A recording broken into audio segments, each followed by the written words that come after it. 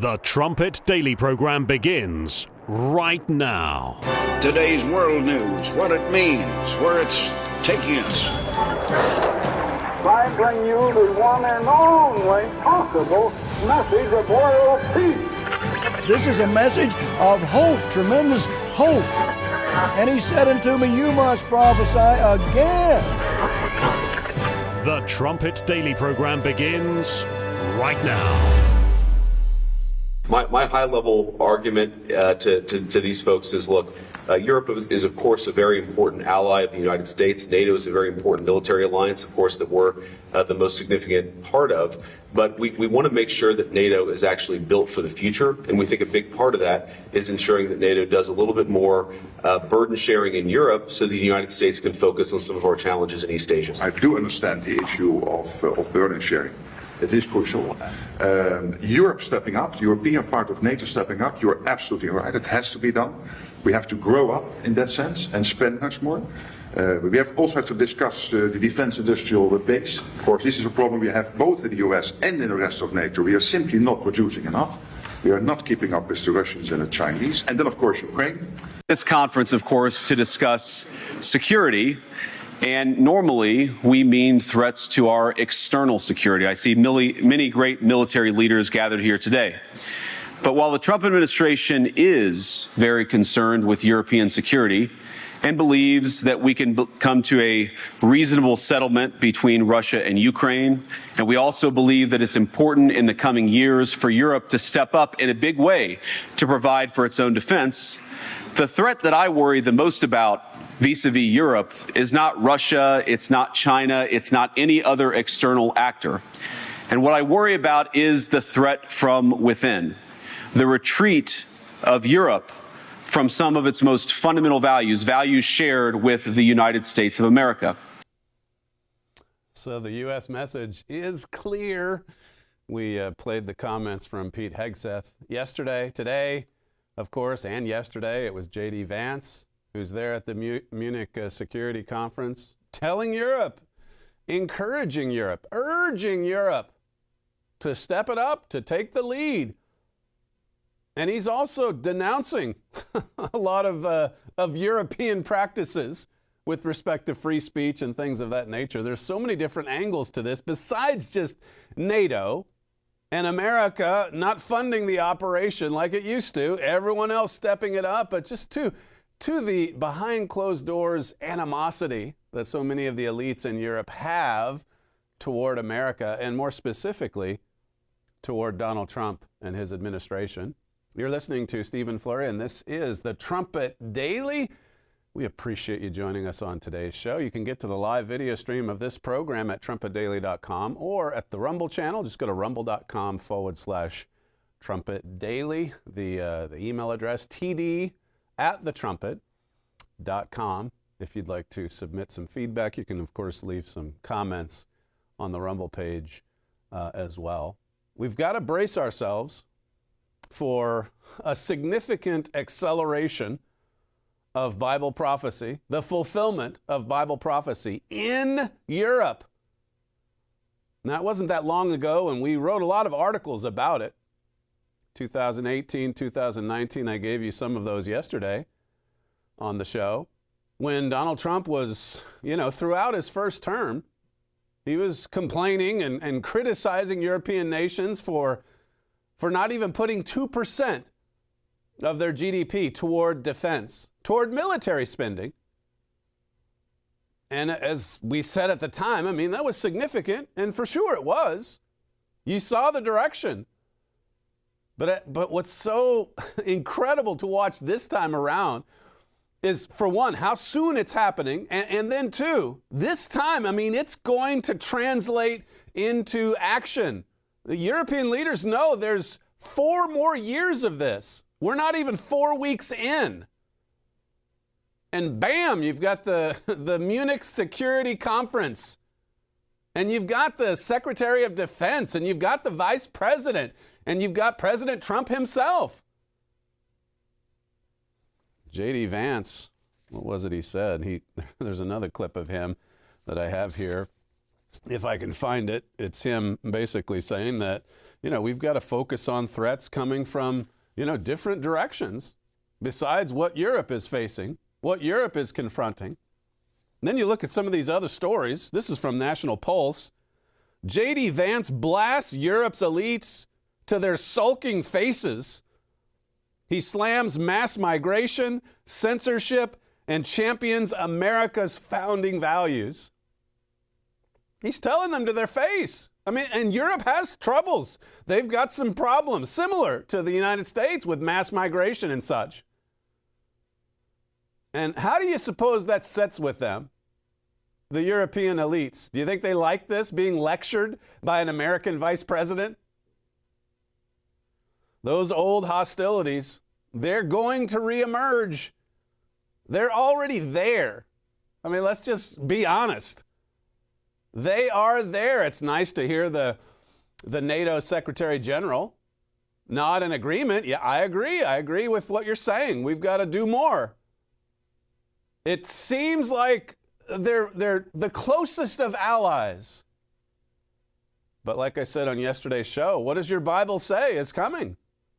What does your Bible say in Ezekiel 23 and Isaiah 10 and other passages about this so-called alliance? God says America is going to be betrayed by their lovers. Is it wise to make Germany and Europe great again? Elon Musk tweeted out today, make Europe great again. Mega, not MAGA. Make Europe great. Make NATO an alliance that's dominated by a rearmed Germany. Is that wise? When you think of why the NATO alliance was even started, when you think of what Western leaders vowed to do following World War II, people don't know this about NATO. It's not just designed to protect European nations or NATO member nations from external threats. It was also meant to keep Germany in control or under control, under the authority of the United States. That gets lost in all of this talk about money, about paying your fair share, paying your dues. America has as I said yesterday, and we've brought this out in our literature, there's a legitimate grievance there. Look, we can't just supply all of your defense. We can't pay for everything in the world. That's what Elon Musk is exposing in so many ways. The flow of money that comes out of Washington, D.C. and goes all over the world. In the case of Europe, it's actually going towards something important. But all these other programs, these left-wing babies that the communist infiltration was quite happy to fund, those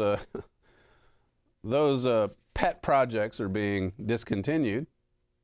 And along with that, you've got all of this development in Europe.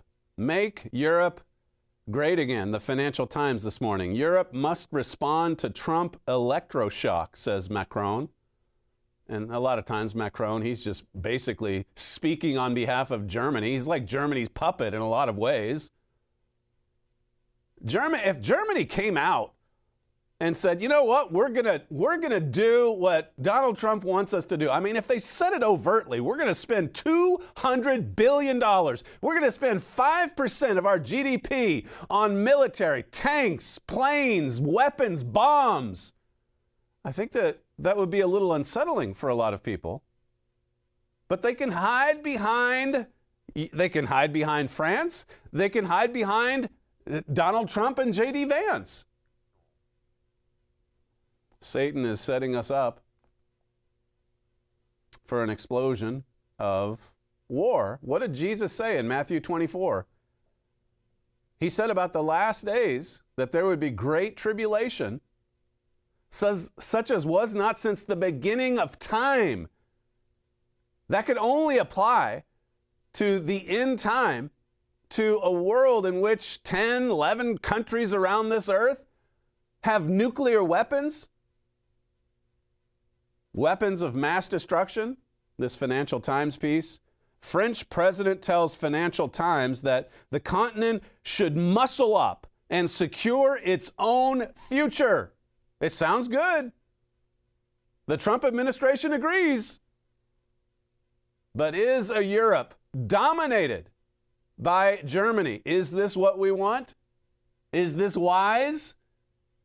We've seen, just to, again, help you appreciate the pace and the acceleration of these prophetic events. Look at how dramatically the Middle East realigned just last year. Look at how dramatic and how fast-paced the realignment has been. The world is in realignment. That's what we're seeing.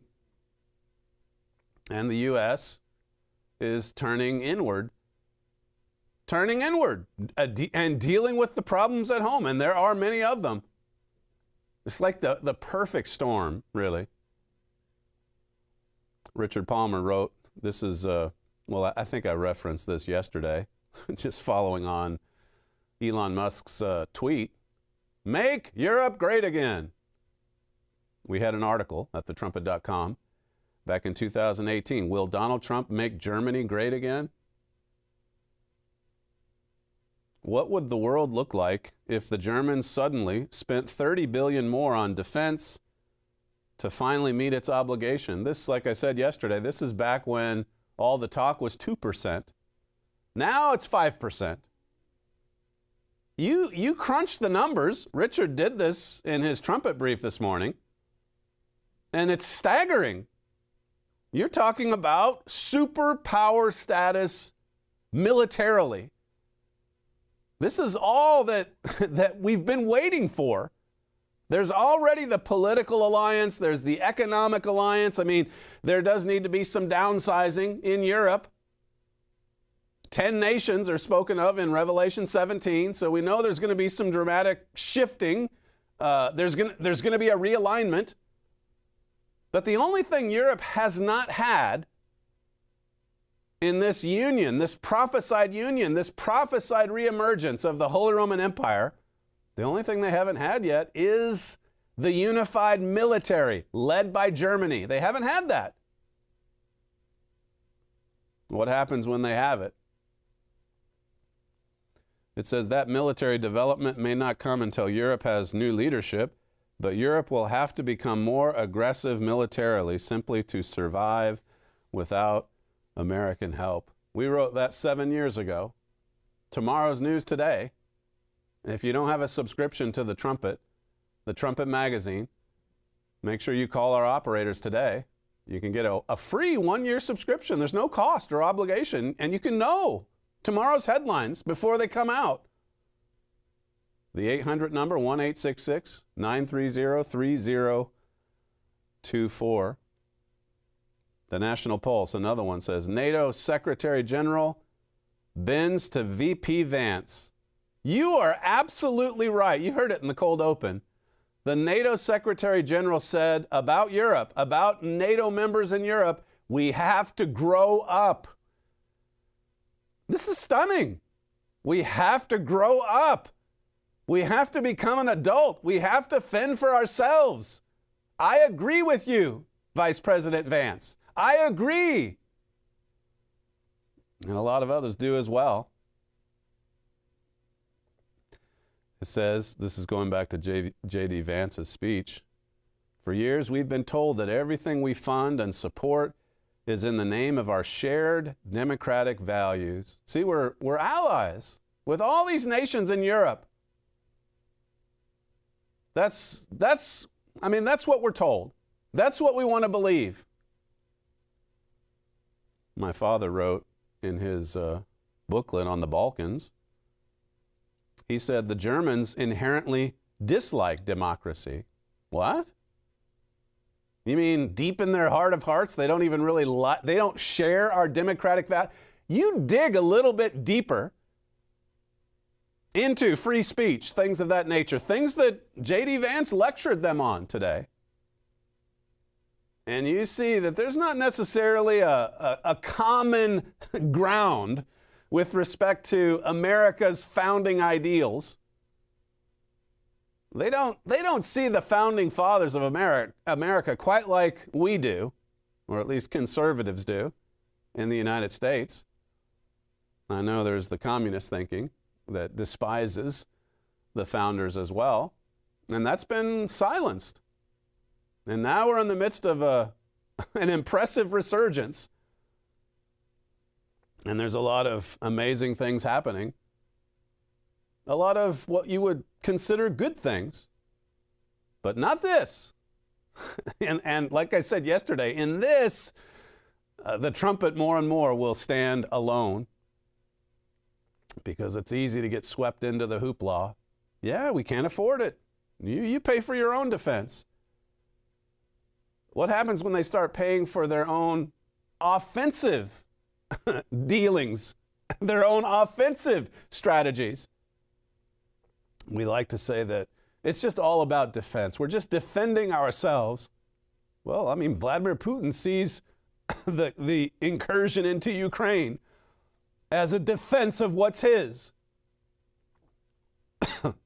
Play clip 13. This is a separate interview with the NATO Security General. We have to spend more. The European part of NATO has to spend more. We do not spend enough. We have to bring it up to, as I said before, probably north of 3%. I cannot commit to a number now, but we will do it based on facts and figures, based on the capability targeting process.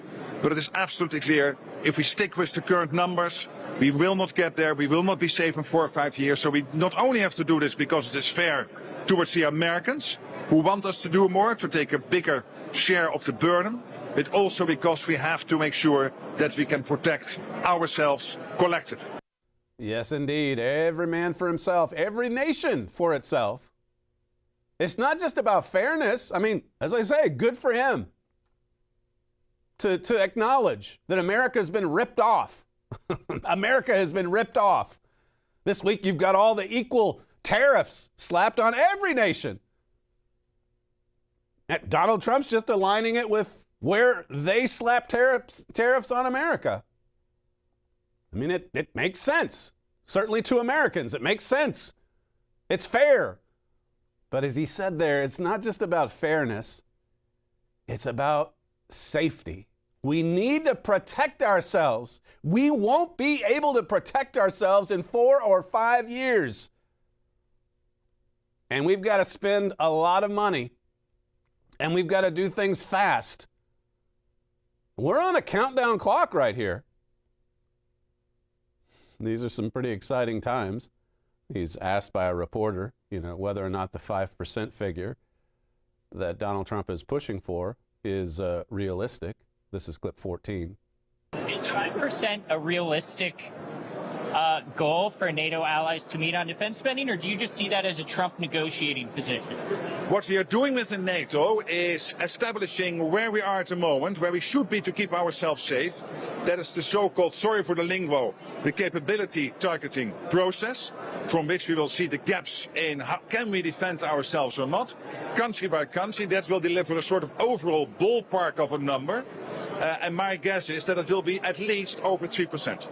At least over 3. And again, compare this term to the last one, where so many of these European states were kicking and screaming at the thought of 2%. And now here's the NATO Secretary General. He's saying it's got to be north of 3%. Whether or not we can get to 5, I guess we'll see. But these are staggering numbers that we're talking about here. As Richard Palmer brings out in the morning brief, he says the U.S. has a clear message to Europe. Spend more. It says ahead of the annual summit in Munich, America's new Defense Secretary, Pete Hegseth, has been pushing American nations to spend 5% of their economy on defense, up from the NATO minimum of 2% that Donald Trump pushed the last time he was in office. That would see Germany spend over $200 billion per year. $200 billion. It says Russia is expected to spend $145 billion this year. So this would see Germany outspend Russia even while Russia's fighting a war. And then Mr. Palmer says here, expect more U.S. pressure and more announcements of increased spending at the conference this weekend, though little will come from Germany, as it can't make major changes until after its election. So there's a leadership crisis in Germany. There's all this discussion across the continent to up spending to over 3% at least. Germany's about to get a new leader. We'll see how that plays out here in the coming weeks. But what a risk this is. A calculated risk. Herbert Armstrong was talking about this way back in the day. This is, I believe, from one of his sermons or a World Tomorrow broadcast from even before the 1980s, clip 18. But then, you know, we think that God is sort of a myth, and he's far off, and maybe he's not real, and maybe he couldn't really help us. So we must depend on something that is real. We must depend on something that we can see. And so now we're so afraid of Russia that the United States government feels that it must take what we call a calculated risk, you know, and try to build up Germany and Central Europe against Russia. He was right. Tomorrow's news today. America is taking a calculated risk. This is the angle that's going to be left out of all the commentary. You'll hear about fairness. You'll hear about defense. You'll hear about Europe going it alone. You'll hear about the United States refocusing on problems at home. But you won't hear about the calculated risk that this represents. You can read about that, and he was right. Our booklet, The United States and Britain in Prophecy, you can become much more familiar with these prophecies, the ones about the double cross, the ones about being betrayed by our lovers. I mean, that has happened in the history of man. Nations stabbing one another in the back. Nations entering into secret alliances. The whole world's in realignment. And you watch how it all falls into place, prophetically speaking. God's told us all of this in advance. I mentioned tariffs earlier. I mean, how you factor that into this story as well. European nations that suddenly have to pay a lot more money to get their goods into the United States. This is leading to the Mart of Nations alliance, a world in realignment, and one where the U.S. and Britain are frozen out of the alliance. GermanForeignPolicy.com. It says the U.S. efforts to consolidate its crumbling global dominance with a policy of brute force are also confronting Germany with a difficult decision to support or to oppose Washington. Economically, Germany is highly dependent on U.S. business relations since it decided to reject the continued purchase of cheap Russian gas and join in attempts to squeeze trade from China through tariffs and sanctions. Germany has lacked alternatives. It is effectively trapped. And so Germany eventually is going to lash out. These Trump tariffs, they will hit, I should say, Germany especially hard. This same article says Germany's economic dependence on the U.S. has increased significantly in recent years. The U.S. has been the largest market for the German export industry since 2015. A strong economic dependency on business with the U.S. means that new U.S. tariffs would hit Germany particularly hard.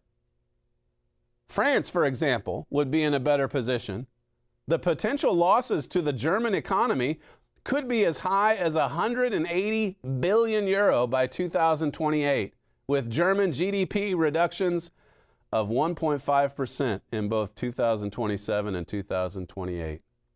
Germany's hit. How do you think that's going to set in the Bundestag? How do you think the German elites are going to react to that, those losses, thanks to the Trump tariffs together with his demands for them to put more into military. Pretty soon, they're going to say, well, we'll go ahead and build our military then. Thank you very much. Listen, coming back to the Munich conference, listen to this from Deutsche Welle. This is there, and you can kind of sense a little bit of animosity toward the American superpower. This is their reaction to JD Vance's speech from today or yesterday, clip 16.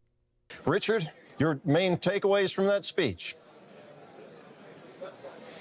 Yeah, Terry, so, digesting that. Certainly, I mean, I've never heard a speech like that at the Munich Security Conference, certainly not from a U.S. vice president, and I'm sure that nobody here really has. That was a really, really unusual speech, a pretty massive intervention by JD Vance in European politics. We got a little bit of a hint at the beginning of it where he got an applause line, and he said, I hope that's not the last line of applause that I get in this speech. Actually, it turned out it pretty well was. We got caught off there at the end. He got one applause line, and then as he continued on with the lecture, there were some European elites that didn't take too kindly to the message. It's a bold message. It's very different from Joe Obama. Very different. And one that is, as I said on yesterday's show, one that will empower Germany. Make Europe great again. Mega, mega, mega, says Elon Musk. Mr. Armstrong said that's a calculated risk. You better be careful what you wish for. In Germany's conquest of the Balkans, that's my father's booklet.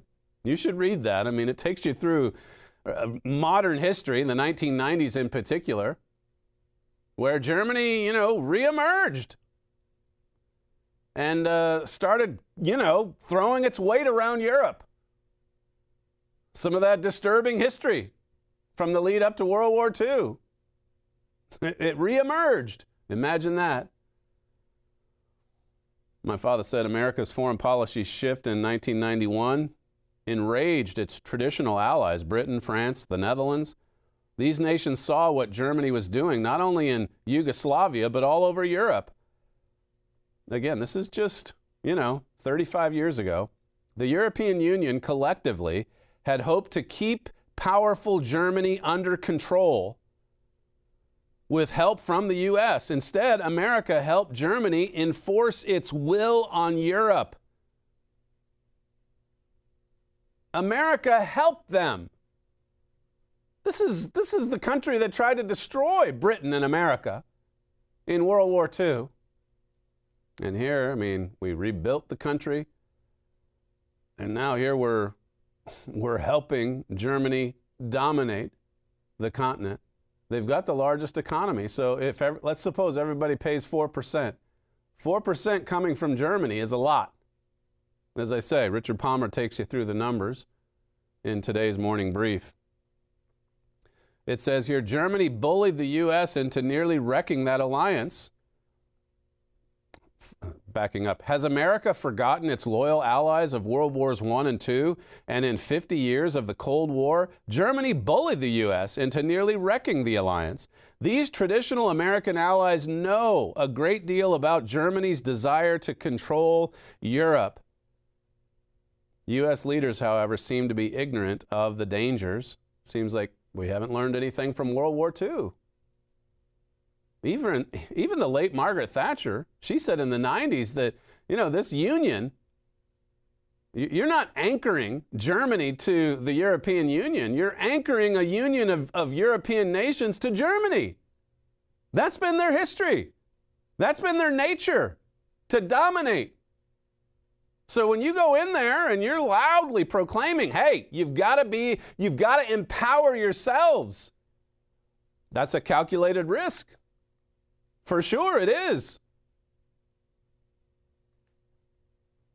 This is from an article we had at the website back in 2020, thetrumpet.com. My father says here, NATO's first Secretary General, Lord Hastings Ismay, described the NATO alliance's goals: keep the Russians out, the Americans in and the Germans down. I mean, that's some brutal honesty there. This is what the alliance is for. We've got to keep Russia out. Okay. I mean, everybody still kind of agrees on that. We've got to keep the Americans in. That's not necessarily the sentiment anymore from America or Europe. And we've got to keep the Germans down. Why, this is what Churchill and the Western leaders said, that Germany must be demilitarized permanently. This is one of the central lessons learned out of World War II. Keep the Germans down. Nobody's talking like that today. Germany now is our ally. Germany needs to be empowered. Germany needs to spend $200 billion on its military. My father says here, but without NATO, the post-war order is in acute danger. New military alliances are bound to form and dramatically shift the balance of power. This is an article from 4 years ago. It's pretty amazing. Tomorrow's news today. By letting Germany rearm after the war, America and Britain were taking a calculated risk. As their leaders and even Germany's leader said at the time, I prophesy that unless America and Britain repent now, they are going to regret that decision 1,000,000 times over. That's what the Bible says. We're going to regret this. I mean, just look at all these prophecies. 2016, Britain, they bail out of the European Union, just as Mr. Armstrong said would happen. And so the pathway was cleared for Germany to be dominant, as Margaret Thatcher said. And then now you've got the weakening NATO alliance. At least it's weakening between Europe and the United States. Never mind all the talk that, look, we feel like, we're strong allies. We share common ideals. Yes, we have common democratic principles. Oh, by the way, we can't pay for this anymore. You're on your own. You've got to take the lead. You've got to grow up. It says here, an EU-led military would bring this German dominance into the military sphere. Geopolitical Futures founder George Friedman wrote, collaborating on defense budgets with each nation contributing based on economic size would mean that Germany would be both the leading economic and military power in Europe. I mean, think about what's happening here, just even in the bigger picture. Germany wanted to take over the continent in the 1940s through the military power or might that they had been fast developing. Now they're just taking over the continent because people are urging them to, through this union of 10 states, 10 kings, 10 nations. I'll read to you Revelation 17, verse 12 and 13. It says, and the 10 horns which you saw are 10 kings, which have received no kingdom as yet, but receive power as kings, 1 hour with the beast. These have one mind, and shall give their power and strength unto the beast. These are, as I say, prepare yourself, brace yourself for a dramatic acceleration of fulfilled prophecy in the coming weeks and months ahead. There was a story I saw just coming up here for the show, for the broadcast. The Pope, the current Pope, being admitted to the hospital over something. I didn't have time to read it. What happens when you get the strong man in Germany? What happens when you get not a left-wing socialist as a Pope, but someone that's much more conservative? Someone that wants to make Europe great again? What happens if you get a more militaristic mindset at the top? What happens when there's, as is prophesied, you can see it in Habakkuk and Nahum, what happens when there's a mind change? What happens if the man that comes in through flatteries, sounding like a man of peace, what if there's war in his heart? this article my father wrote, the EU's whole system is designed to create a superstate dependent on and dominated by Germany.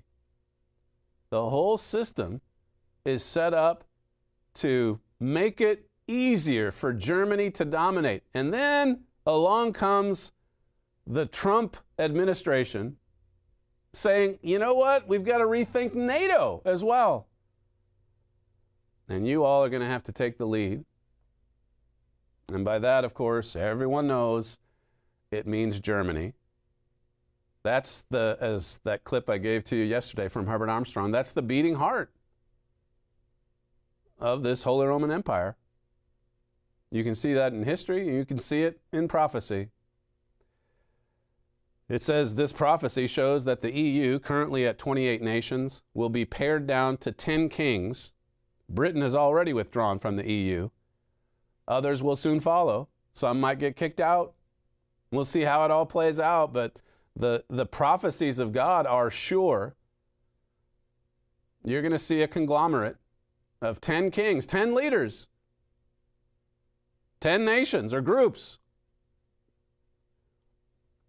Verse 13 shows that these 10 kings will have one mind, and it will be revolving around the German mind and the Holy Roman Empire mind. You see the spirit of Charlemagne. It's strong in Europe. It says these kings will give their power and strength unto the beast. This is a prophecy that these nations will be anchored to Germany. And so you add up the GDP for all 10. You get them all paying 3, 4, maybe 5% toward military strength. And it's a superpower in waiting. It's a superpower waiting for its strongman, waiting for its emperor. It's an empire awaiting the emperor. That's what it amounts to. And it's receiving hearty endorsements and encouragement to build the empire. The U.S. and Britain in prophecy. It's important to, of course, see the spiritual dimension behind all of this. Satan is the prince of the power of the air. That's Ephesians 2 and verse 2. Satan is able to change the mind of leaders in order to carry out his will. There is such a thing as a double cross. That has happened. You see it in history, and you see it in prophecy. You add to this, the end of the war in Ukraine. I mean, Trump and his people are pushing hard for that as well. Whatever is being agreed to behind closed doors, you've got the regime media. They're basically saying Trump is like Neville Chamberlain because he wants to end the fighting. And it looks like it's going to end with Russia retaining some of its acquired territory in Ukraine, but not all of it. And so the Russian bear can regroup, and Donald Trump can win the peace prize,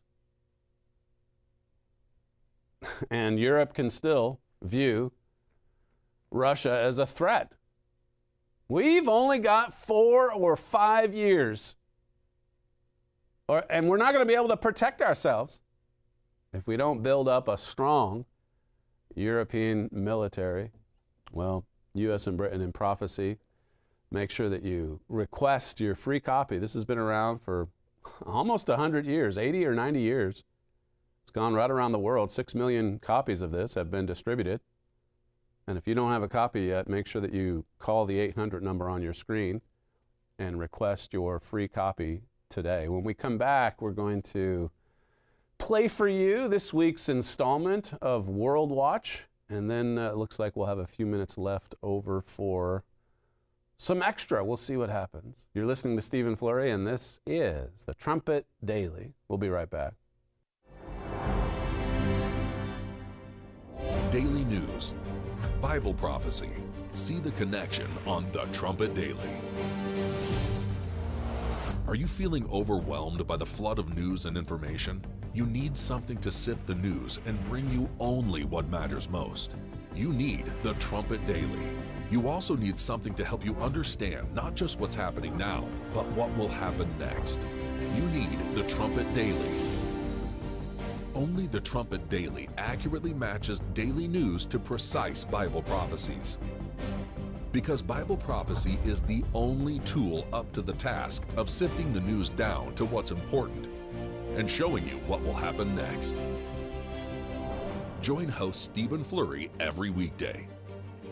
Go to trumpetdaily.com.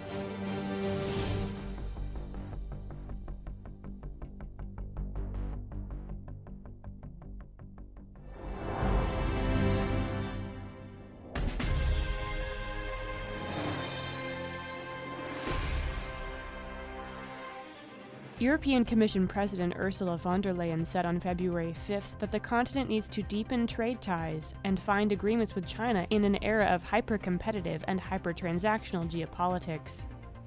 This marked the second time in 2 weeks that she called for closer ties with China. The same day, China's foreign ministry said it was willing to work with the European Union to respond to global challenges. In recent months, trade tensions between the two have escalated as the EU imposed double-digit tariffs on Chinese imports of electric vehicles. But now both China and the EU face tariff threats from the United States, and these powers are showing signs of willingness to rethink the relationship. Bible prophecy indicates that China and Europe will overcome their differences and ally economically in a mart of nations, freezing the U.S. out of world trade. To learn about these prophecies in detail, read Preparing to Storm America's Castle. India's defense ministry announced on February 4th that it signed a major contract with Russia for the purchase of anti-ship cruise missiles. This landmark purchase is part of a 10-year military cooperation agreement Indian and Russian leaders signed in 2021. The purchase is only the latest evidence showing that powerful Asian nations still stand with Russian President Vladimir Putin, even as he decimates Ukraine. The amount and specific type of the missiles being sent is unknown, but the announcement said the order would strengthen India's submarine fleet. Bible prophecy indicates that Russia will soon lead a massive alliance of Asian nations, and that India will be part of this alliance. This massive army will cause more destruction than any other army in mankind's history. To learn more, read Asia Still Stands with Putin. In a private meeting with European leaders on February 3rd, European Commission President Ursula von der Leyen suggested triggering an emergency clause to allow nations to boost their defense spending without breaking European Union budget rules. EU budget rules allow countries to deviate from their spending plan only in the event of a severe economic downturn or in exceptional circumstances outside the control of the government. A European official said von der Leyen suggested exempting defense spending from national budget deficits altogether. But enacting the emergency clause will also give countries more room to increase defense spending under their current spending plans. The late theologian Herbert W. Armstrong warned for decades of a soon-coming militarized union of European nations that would combine its forces to become a major world power. That European military power is rising today, and any efforts Europe makes to increase its defense will bolster that power. To learn more, read our Trends article, Why the Trumpet Watches Europe's Push Toward a Unified Military. To learn more about current world news and how it relates to Bible prophecy, please visit thetrumpet.com.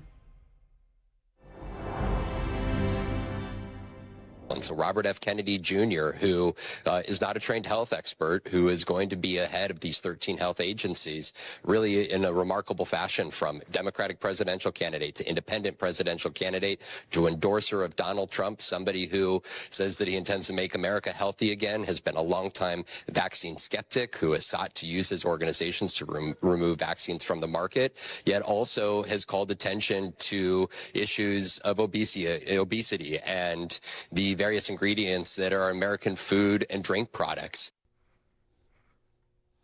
There you go. He's not a trained expert. What did he say about Robert Kennedy? Not a trained health. We need more health experts. Certainly one leading HHS. All of these agencies that are so conflicted. They've got conflicts of interest at every turn. The same people, in many cases, recommending certain foods, also pushing certain drugs.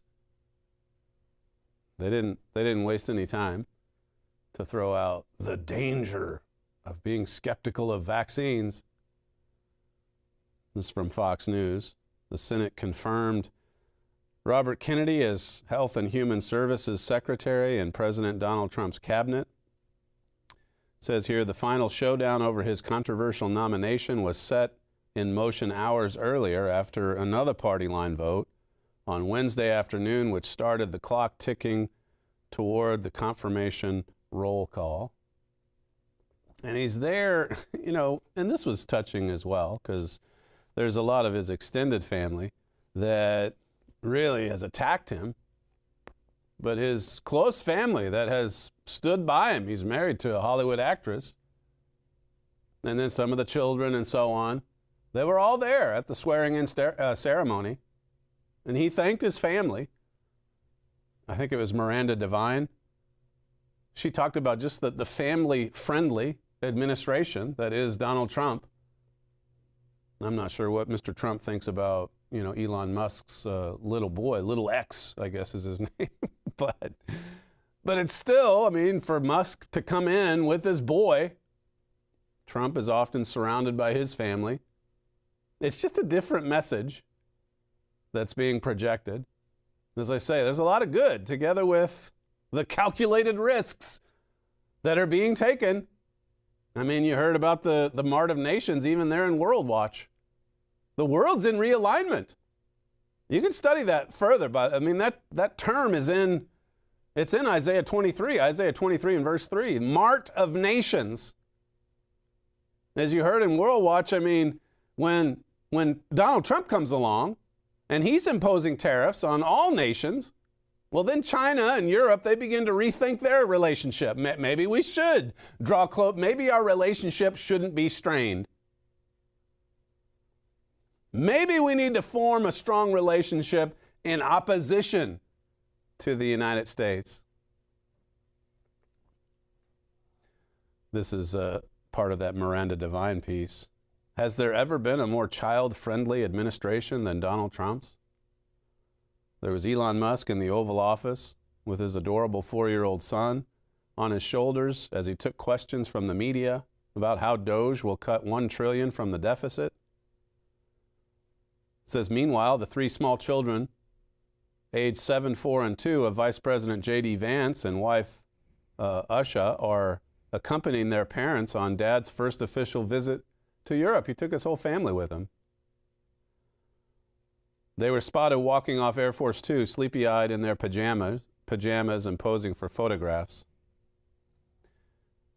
Transportation Secretary Sean Duffy brought his 9 children with wife Rachel Campos Duffy to his swearing in, with Vance joking that their beautiful family, all 9 kids, are doing their best to solve the fertility crisis in the U.S. Another big family featured in the Trump cabinet swearing-in ceremonies was Defense Secretary Pete Hegseth. Trump himself is often spotted with a troop of grandchildren with whom he enjoys an easy rapport. His daughter Tiffany is about to give birth to his 11th grandchild. The eldest grandkid, Kai Trump, 17, spoke at the RNC convention last year to say that Donald Trump is just a normal grandpa. It's refreshing to actually see more. Again, a lot of these people have been through divorce and that sort of thing, but to just see more of a traditional family promoted rather than the bizarre and upside down Sodom and Gomorrah. Even Bobby Kennedy, for his part, I mean, he wants to overhaul HHS because of the children, because so many children are sick and overweight and suffering from autism and other modern diseases.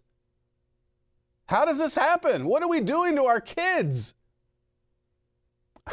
You know, you would think common sense would tell you that you need more of that on the agenda.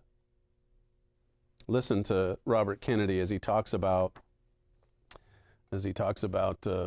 again, America being the sickest country in the world. Senator Schumer and other critics have come forward, as you just heard there from MSNBC. Well, he's not an expert. Well, that's probably why he's qualified. This is clip 3. The qualifications that Senator Schumer is talking about there are the very qualifications that got us to where we are today. These are the people who got us to be the sickest country in the world. We are 4.2% of the world's population. We buy 70% of the pharmaceutical drugs on Earth. We spend 2 to 3 times what other countries pay for health care, and we have the worst health outcomes. We literally have the sickest population in the world.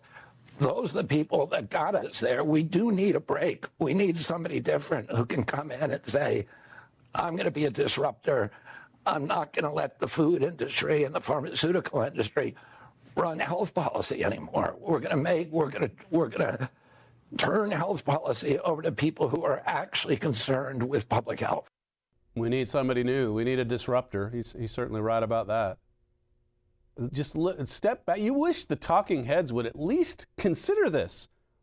We make up 4% of world population, and yet we consume 70% of the drugs. And we put more money into healthcare than any nation in the world? What is wrong? It's kind of like Donald Trump, the point he made about the Department of Education. Our young people are scoring last compared to other nations, and yet overwhelmingly, we spend more money on our young people's education than any other nation in the world. So what are we doing wrong? That doesn't register with the intellectual mind, with the mind that has been educated in our modern system of education. It just doesn't click. Just keep pouring more money into it. Keep shooting up the vaccines. And if our children get autism or not, what's the difference? It's an expert who told us to get the jab. It's an expert who told us to get the follow-up, the booster. So just believe. Just do what they say. Well, a lot of Americans have been doing that. This is RFK as he's talking about all of these people working for these health agencies and the conflicts of interest that they have. Clip 4. In HHS, in FDA, CDC, and NIH, there are panels that are made up of outside individuals, outside experts who come in and set policies. They set, for example, the food triangle, the food pyramid, the nutrition guidelines, the vaccine guidelines, the medical standards of care. In the past, those people, almost all of them, have severe conflicts of interest. Oh, and that's not good for our country. And we've seen what's happened. You have Fruit Loops at the top of the food pyramid. What's the Fruit Loops at the top of the food pyramid? And somewhere there was an expert that said, yeah, we need a few carbs. I mean, it's all about balance, right? So let's put Fruit Loops, which is just pure sugar and chemicals. That's what it is. It's at the top of the food pyramid? What expert decided this? What expert said, you know what, I think this would be a good idea? Let me just squeeze in one more about the data or the lack thereof regarding the harmful side effects of certain vaccines. In this case, the COVID vaccine, clip 5. Do you think the COVID vaccine was safe and the boosters were safe? I mean, a lot of people talk about adverse effects. We don't have good data on it, and that is a crime. The fact that we don't have a surveillance system that actually works. In 2010, the CDC has a surveillance system called the Vaccine Adverse Event Reporting System, and it's supposed to pick up injuries. But CDC did a study of that system in 2010, and that study said, and this is a published study by CDC, that it captures less than 1% of the vaccine injuries. That's inexcusable. They can't even keep track of vaccine side effects. Less than 1%. And so we were just told by the experts, you were there, you lived through it, as did I. Just take the jab, Don't worry about some of these things you're seeing online. People just keeling over, dying suddenly. Just do what the expert says to do. And people in America, in large part, have been doing that for decades. And we're the sickest nation on earth. It shows how far removed we are from God's laws, from God's teachings. Jesus said in John 6 that God's word is life. It's spirit. It's truth. That's what we need, whether you're looking at physical health laws or obviously the spiritual laws that God means for us to obey so that we can put him first in our lives and get along with fellow man. I've taken you a minute over, but I'm not charging you for that extra minute. That's all we have time for, the fastest moving hour in broadcasting. Thank you for you're listening to Stephen Flurry, I should say. And this is the Trumpet Daily. We appreciate you joining us on today's show. We thank you for joining us all week, and we'll see you Monday.